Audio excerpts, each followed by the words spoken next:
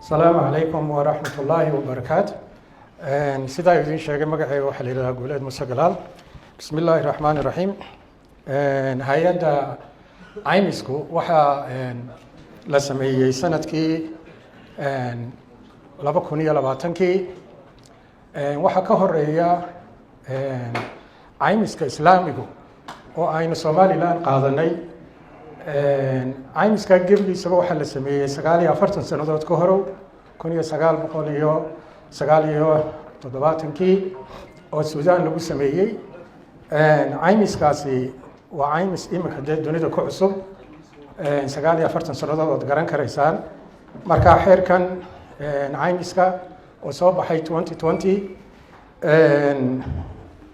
wuu hirgalay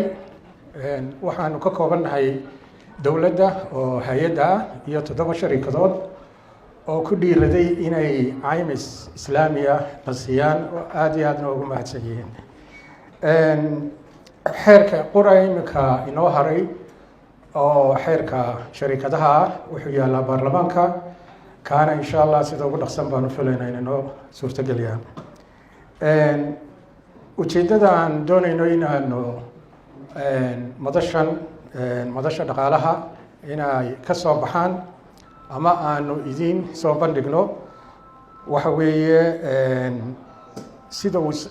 islaamic takaaful u shaqeeyo maadaama 3 milyan haysto ma sharxi karo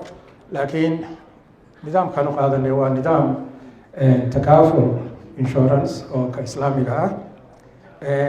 nidaamkaasi wuxuu ku salaysan yahay oo uu cilaaqaad la leeyahay waxa la yiraahdo retakaaful ama reinsurance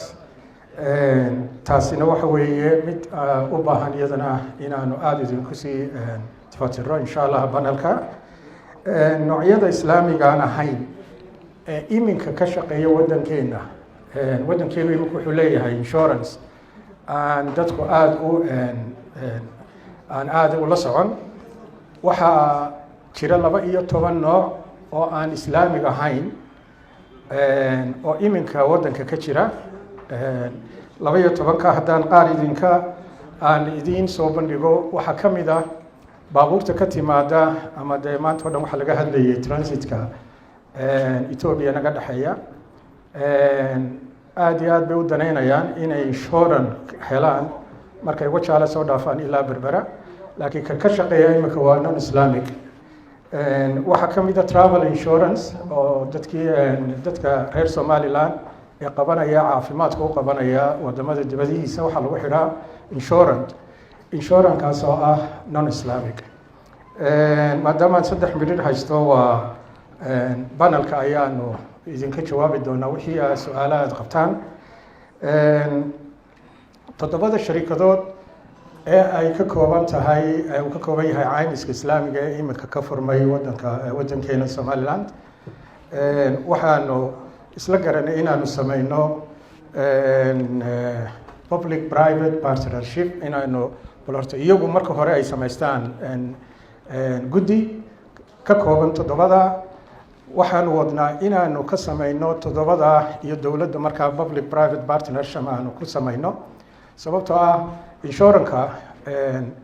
xuduudaha Somaliland laga soo galo waa ilaa 5 xuduud waa Baran iyo Tukaraq iyo Balugubadle Wajaale iyo xuduudkan leenahay Djibouti gidigood baabuurta ka baxda markay ka baxayaan xuduudada Somaliland waa la cashuuraa oo wadamada cashuur la'aan kuma socon kara waxa sheegaya waa la caymis la'aan wadamada kuma socon karayaan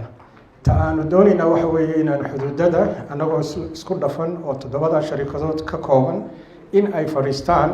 xuduudadeena oo dhan oo baabuurta baxaysa ee ka baxaysa wadankeena inay caymis siiyaan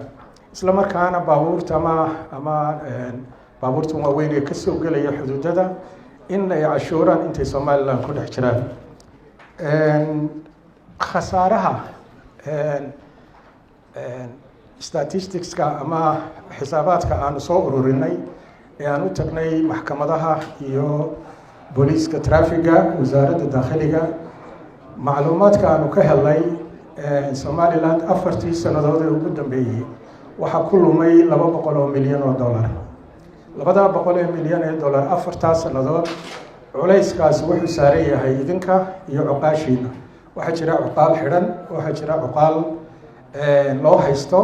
waxaa jira dadweyne ama dee nimankii baabuurta waday oo xidhan. markaa dhibaatada intaa leeg ee 200 milyan 4 sannadood ugu dambeeyay haddii aad u qaybiso 4 sannadood sanadkiiba 50 milyan oo dollar oo khasaare ah oo burbur ah oo baabuurtii ku jiraan oo dhaawacii ku jiro cid walba ku jirto.